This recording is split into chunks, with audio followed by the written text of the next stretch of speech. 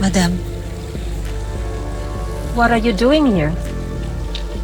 Madam, hindi ko po alam na event po ninyo to.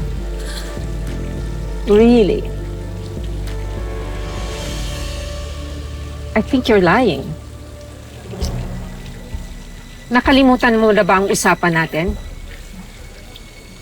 Love does not put food on the table, or in your case, pay for your mother's kidney transplant. Too bad, hindi ka bagay sa pamilya namin. Hindi ho, Madam. Are you sure? Hindi ko gusto ang pinupuntahan nito. Madam, hindi ko ho alam. Liar.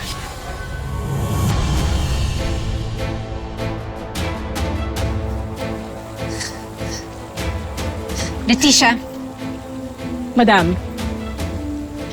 sampalin mo.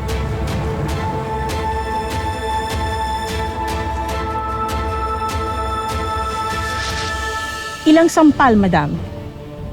Mag-asawang sampal.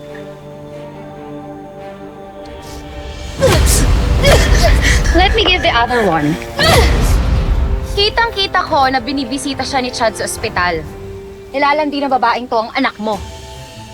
Ladies and gentlemen, alam niyo ba na may anak na siya?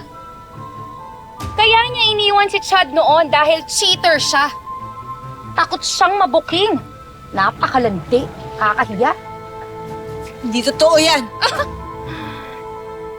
Hindi mo na kami maloloko, Pipay. Ano? Naghahanap ka ng tatayong ama sa anak mo kaya mo nilalandi si Chad? Ibang klase ka rin talaga.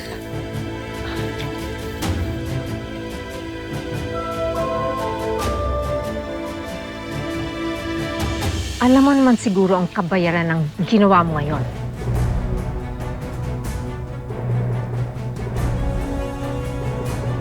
Ano ang gagawin ninyo? Pipay? Ma, Violet, what's happening? Ano ibig sabihin nito? I'm glad you're here. Dahil may ipagtatapat ito tungkol sa relasyon nyo noon. Go ahead. It's about time. Sabihin mo na ang totoo. Alam mo ba, Chad, kung bakit kanya iniwan 6 years ago? Because she cheated on you. Mahusay ka palang writer, Violet.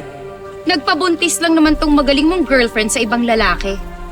Takot siyang malaman mo na nagbunga ang panluloko niya sa'yo. Napakalandi talaga.